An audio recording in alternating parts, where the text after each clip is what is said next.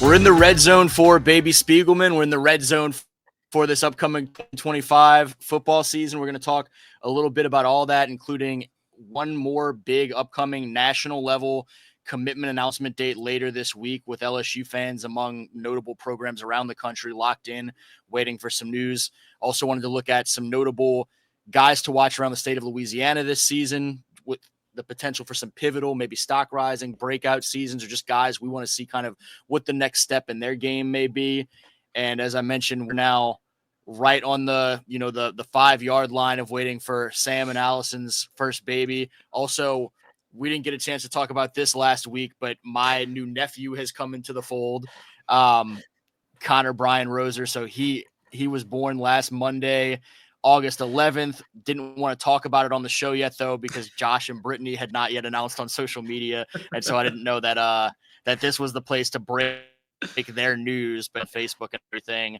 We have our first nephew, and my nieces are ecstatic to have a little baby brother. And he's already the tallest that any of that family has been when they were born. And so I don't know, maybe we're talking about him in 16 years on here, but we'll see. Listen, as the baby boy in my family, I can tell you that there is no joy quite like a baby boy to a family. And Connor is personifying that for your brother and your sister-in-law and then their entire family. And hopefully, if you're listening to this podcast, you're probably like, maybe I haven't heard from Sam or seen him on social media for a day or so. That might be the sign that we're going to get ours. But in the red zone, anything can happen. If all of a sudden you see me dart out of here, I'm going to scoop up Allison. We're off to the emergency room. But we're in the red zone. The thing about the red zone, just like any situation, Jarrett, you just have to be prepared for all different situations. And Coach Sam and General Manager Allison, I'll put her definitely way above me on this pecking order. We're all ready. We're ready for whether it's coming this week, this weekend, or possibly early next week. But whatever the cards we have, we're ready to play. I'm a state away, and I have a new nephew that's 8 days old, and I'm ready for baby Speegs to come into the picture. But yeah, folks will find out about that sooner than later, I'm sure, and looking forward to seeing y'all's news that day and photos and everything. But we continue to lead off these episodes with a lot of baby talk, but let's get quickly into some football talk too. I mentioned we want to hit on one more national level recruit that LSU has its eyes on right now. And we've talked about him several times before, but from up there in the DMV, offensive lineman Darius Gray has a Friday announcement with LSU in the mix, as we've talked about before. Tennessee, Clemson, Ohio State, South Carolina, some great competition that the Tigers have now. What is your latest feel 3 days out from an announcement from Big DG? Where do the Tigers stand? I've been tooting my horn on this, I think, since official visits came to an end. I think you listed off 4 or 5 teams there: Clemson, Ohio State, Tennessee, LSU, South Carolina. I have and continue to view this as a 2-team race between South Carolina and those LSU Tigers. From talking to sources in July and into August, I had LSU potentially with a leg up on South Carolina. At this point, I think it's evened out a significant amount. My colleague, Chad Simmons, believes that the edge is now in South Carolina's ballpark. I don't know. I'm running low on fumes myself. South Carolina has been on Darius Gray longer than LSU. From an LSU standpoint, Brad Davis, Joe Sloan, and BK really started to dig their heels in with Darius this spring, getting back to Baton Rouge. Obviously, what Brad Davis is doing with his offensive line group has him in the conversation as National Recruiter of the Year, and adding someone like Gray, who they have a puncher's shot of doing so on Friday, has them in the mix. At this time, if I had to make a decision, the intel favors the Gamecocks by a smidge. Lonnie Teasley, Shane Beamer. Shane Beamer has taken a very enhanced role in recruiting the 5-star offensive lineman. Shane Beamer, not to compare and contrast, but one of the more charismatic, personable, high energy coaches, young coaches and recruiters in the country. Virginia and South Carolina being a little bit closer in proximity. I think that South Carolina might have the edge, but these are ongoing discussions. No decision has been finalized. Coaches do not know where Darius is going. I think it's very close at the top. You got South Carolina and LSU. Again, I lean towards South Carolina, but at different times over the past 3, 4, 5 months, LSU has been the team that has continued to pop up and circulate right around the top, and anything could happen between Wednesday, Thursday, and into Friday. We'll certainly be keeping an eye on that Friday, as LSU fans should. And as I've said in some other recent episodes, make sure that you're keeping up with Sam, who, again, we'll see what's on the horizon for Sam on a personal note. But if we're still waiting on baby Spiegelman, or if we're not in labor mode on Friday or whatever, you can expect certainly some tweets at the very least from him as we get some news on Darius Gray. Keep up with Sam and the guys over there at Rivals. Chad Simmons, who he mentioned, has certainly been in the fold and keeping up with Darius Gray throughout his recruiting process as well. Moving on to I mentioned some of the in-state guys. We'll talk more about Darius, and if he does end up announcing for Purple and Gold on Friday, we can talk next week potentially about what he brings to the picture. But looking at some in-state guys we want to talk about with this fast approaching 2025 season, we're already in scrimmage week.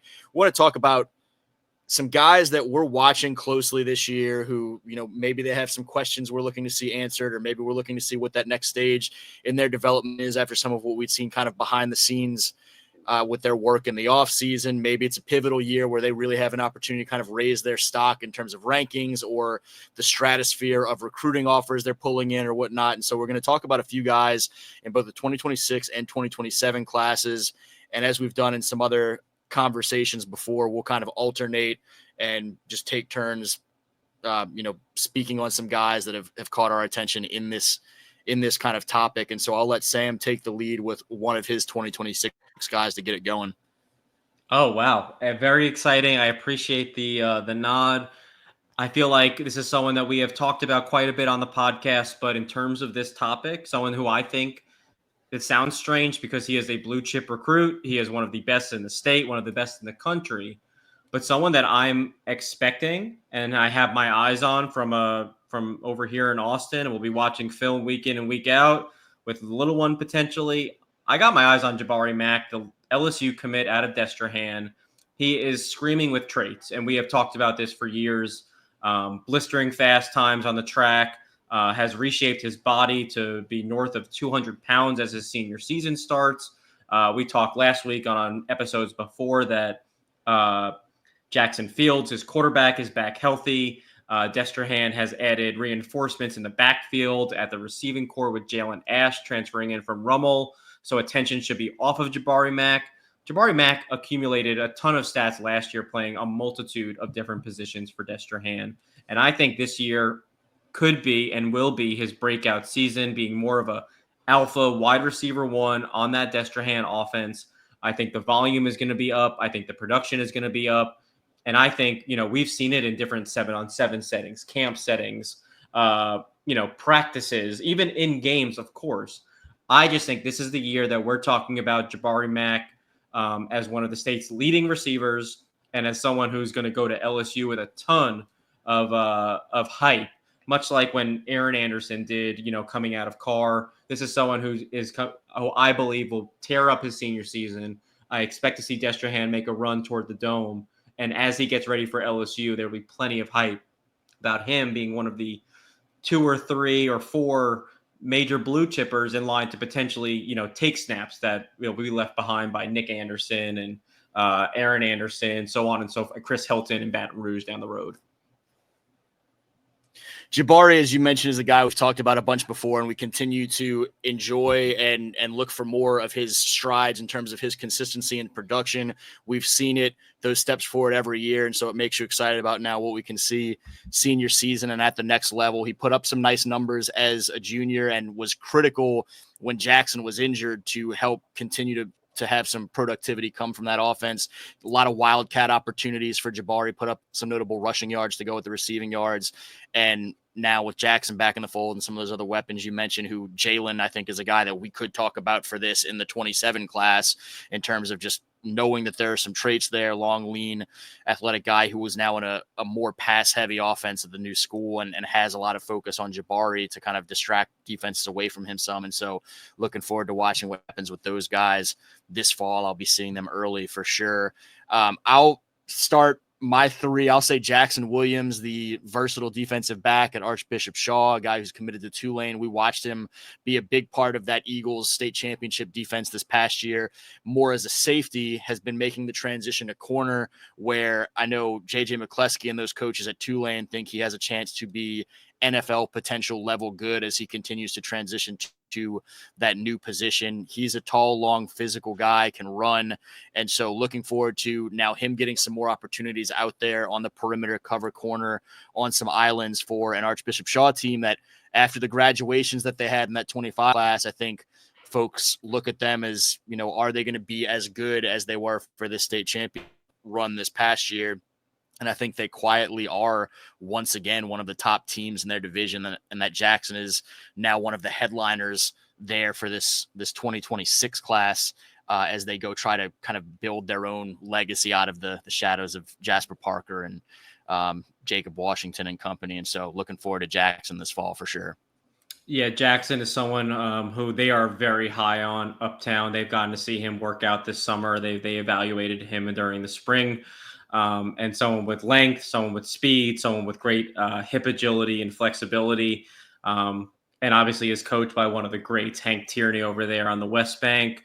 I have spoken to Moma in recent weeks, and she is not as high on the Eagles as she was last year. In her own words, there is no Jasper Parker waiting anywhere at Shaw. And I confirm that Jasper Parker is in Ann Arbor, and he is turning heads up there in the big house. But I am also excited about Shaw and seeing Jackson and Shark and those guys take their step up this year. Let me keep it in your neck of the woods in the BR area. A little bit of a transplant we did discuss on the pod a couple of weeks ago, but Jamichael Garrett, the one-time Auburn linebacker commit, is now manning the middle of that Baton Rouge Central defense. Last year, Anthony Camp, former La Tech coach, I think he won the high school Broyles Award winner for Louisiana as a top assistant pretty recently. And I meant to tweet it and then thought maybe I just like the email came in at a weird time. Like, wouldn't you have announced this in February potentially? Nonetheless, J. Mike is someone I've seen, again, multiple settings. I've seen him on Friday nights. I've also seen him in the 7-on-7 setting. Not a 6'3", 220-pound linebacker, more of a quicker, thicker safety, but he's going to be in the middle of that defense.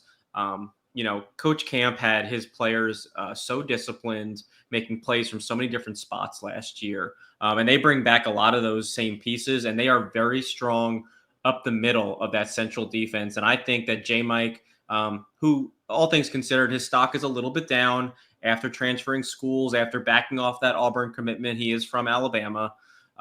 He's in need of a big season. He needs to kind of spark that interest. There are still schools interested. He is close to potentially making a decision, but I think that more schools could be taking a look at J. Mike. Should he have the season that we're anticipating at Central with Coach Camp, which Coach Semino, exactly. Just Cajun names, just trying to name a baby, trying to think of Cajun names in my head. Just someone that I'm really excited about. I think is going to be a great addition to this really stellar 2026 crop in Louisiana. Someone who I think can have a nice bounce back fall for his recruitment and his stock overall. I guess continuing some of our theme that we kind of appear to be hitting on a little bit in terms of some teams that were, state championship level good last year, have to replace some notable graduates, and we expect to be good, as I certainly do. That Wildcats team once again, and the conversation with them and Shaw is very similar in terms of last year was great. We'll remember it forever. We want to show that we're there every year now with this new group, and I think the defense is going to be great once again under Coach Camp and company, and J. Mike is going to be a huge piece of that. Acadiana, all kinds of changes there, including coaching change, Coach Dotson taking over. a new face with the Rams this year, Travis Gallion, a tall, long, athletic wide receiver, a multi-sport guy through the course of his high school career. He's bounced around a little bit, started his high school career over at Turlings Catholic, where we watched him be a two-way standout a couple of years ago, was at Lafayette Renaissance, and then as of this spring, at least, was at Acadiana, and they're replacing several key pieces, including Russell Babineau, a receiver, Caden DeBetta, the quarterback, the record-setting quarterback. And so you kind of wait to see what are the Wrecking Rams going to look like. This summer, they were slinging the ball around pretty well in 7-on-7 action, and Travis was one of the guys that was on the receiving end of an awful lot of big plays from Ty LaMartina and company there with the offense. Ty, the senior heir apparent to Caden at that quarterback spot. And if Travis is kind of locked in and bringing it all season long and able to cut some of the potential that we've seen some flashes at throughout the course of his high school career, he's someone that I think we're potentially talking about an awful lot on some Friday nights for sure. And maybe he finds his way to a college opportunity somewhere by the time he wraps up his high school career. I know it's been a little bit of a journey for him, but there's certainly a lot of talent there if he can put it all together. There are certain truths that I live by, Jarrett, and one of them is that when football season in Louisiana rolls around, you can count on the John Curtis Patriots and the Acadiana Wrecking Rams to run that VR offense. So I don't know what you saw over the summer with your 7-on-7, but that will be thrown to the back of the playbook when it's time to play some football over in Lafayette. Those Wrecking Rams are coming for blood, and they'll be running the VR. They're definitely not abandoning the run. They have not done that, but they have started to throw it around a little bit more. And again, Caden was out there breaking records the past couple of years, and they look to continue to do some of that this year, even with Caden now on to the next level at McNeese and leaving the reins of the DeBetta legacy at Acadiana to his younger brothers who are both still there, Colin and Cohen, and leaving the reins of that quarterback spot in the immediate future before Cohen gets a hold of it. It looks like Ty LaMartina is there, and it seems like they want to continue to, again, not abandon the run, but throw it more than maybe we've traditionally associated with them. Cohen is on my list of potential baby names. I don't know how Allison feels about it, but we are very high on the Bettas overall. And what we learned in that state championship loss to Catholic, they have to be able to throw the ball if they want to get back into games. That's been lacking from this program for a few years now. Let me stick with the 3-3-7, a guy that we don't talk about as much as we should on the podcast. That's Roderick Tizino, who's committed to USC. Yeah. One of the many high-profile recruits from the South that are a part of Lincoln Riley's #1 2026 recruiting class out west. I think they're still #1. If not, they're right behind it or there. Roderick Tizino was handpicked by Dennis Simmons and Lincoln Riley based off his film.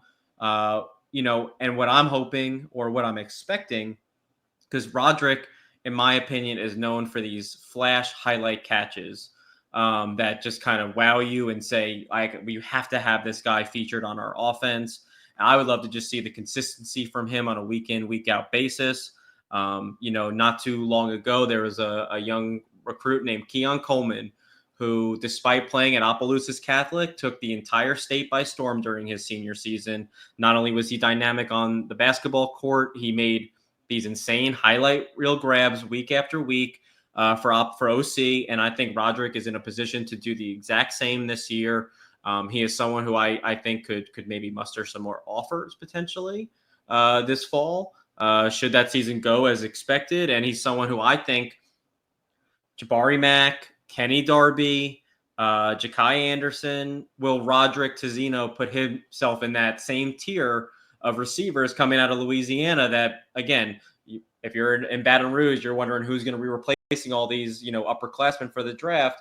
Or is Roderick Tizino going to be one of those names that is buzzing for USC fans or potentially another fan base down the road? Interesting tease there for some of the home state fans of someone to keep an eye on this fall as the senior year for Rod and some of these guys progress for sure. And I had a little list where I've got some guys from all over the state. And since we hadn't gone up north yet, I'll go with the guy that I had from the 318, Kadarian Devers. Sean, wide receiver up there at Captain Shreve, who has a knack for making some of his own highlight reel insane catches. We've seen some of the clips from his junior season. That was a bit of a breakout for him. He was active on the 7-on-7 circuit this spring with Pop Houston and company. And he's someone that, with as much focus as Jamarcia Plater demands at that running back spot for the Gators, if you put Sean Devers in a situation where he's in some one-on-one coverage, his catch radius, his leap, his hands, all of those things are really high level, and he can come down with far more than 50% of those quote-unquote 50-50 balls if you give him a chance and just put it anywhere close. And so he's someone that I think folks are just starting to kind of figure out a little bit more about. I think some of the colleges around the state potentially worth monitoring if they could make a move with him. I'm not talking about him ending up in purple and gold like maybe another guy that we talked about, or maybe a couple of other guys that we talked about, but certainly some of these other Louisiana colleges I think should be taking a really close look at Kadarian Devers as he gets ready for this senior year with the Gators. No arguments for me. I think they got a lot of hidden gems up there on that Shreveport team and that Captain Shreve team rather, and would not be surprised if we saw a little, listen, this is a unique time in recruiting where 90+% of kids are already committed as their senior season just kicks off. What do I always say? There's always flip season, and there's always room for breakout senior seasons. From talking to SEC coaches in the past, coaches, general managers, front office people in the last 2 or 3 weeks, they're not saying that we're going to offer some late risers in our state, but they are certainly open to it should someone present it. And the kid, someone like some of these kids that we're mentioning in this 2026 class are all certainly capable of doing so. We initially started this conversation planning to hit on some 2026s and some 2027s. We actually have a kind of a hard out. We both have hard outs here in just a couple of minutes, though. So I think we end up maybe saving some of these 27 guys, having more time to talk about them next week rather than kind of rush through them. And so we just gave you guys 6 notable seniors this year to watch that have a chance to have some, pretty pivotal or breakout. We kind of left it a little bit open-ended, just some guys to watch and see what they bring to the table for their teams this fall, and also maybe some continued recruiting developments for them this fall late in the game, despite, as Sam was just talking about, the fact that 90% of the notable D1 level prospects have now locked in commitments heading into senior season. But we'll wait and see what we have to talk about in terms of some of these 27 guys. We'll wait and see what we have to talk about in terms of a Darius Gray commitment. And we'll wait and see if by the next time we have a chance to chat, if we've got baby Spiegelman to talk about quite yet, or if we're, still in waiting mode. So make sure you keep up with Sam and the guys at Rivals for that Darius Gray announcement on Friday, and tune back in with us to talk more of these 2027 guys next week. Yeah, it gives us another week to keep doing our homework for 2027. We'll try to make the list just as juicy as our 2026 list. I'm also curious for all 7 people listening, who are the 2026 prospects that they're keeping an eye on? Who have they heard some buzz about during, summer practices that they've heard? Who are some guys that we're not talking about as much as potential breakout players that could either add more offers or just improve their stock? And if you have name suggestions, throw it in our mentions, because listen, I have my list. It's right here. It's on my phone. There's no guarantee Allison will take any of them. She keeps saying she will, but she is not confirmed as much. So, I'm always open to more suggestions, whether that's 2026 names, 27 prospects to talk about, just a couple of baby names. There you go. As Sam said, hit us up in the mentions. I am looking forward to that 27 conversation. I had jotted down 8 names for the 26 class. I've got 20 or 21 for the 27 class to choose from, just kind of navigating and make sure we cover some bases. And so we'll just talk about a few that each of us kind of bring to the table next week, but that just kind of displays a little bit of how many notable guys to watch in this junior class as we get ready for this upcoming season. And of course, baby Spiegelman watch. And if you've got some name suggestions for Sam and Allison's firstborn, throw those out there as well. As always, he's Sam Spiegelman. I'm Jet Roser. This is Louisiana versus All Y'all's Recruit That Boot. And until next time, Y'all be well.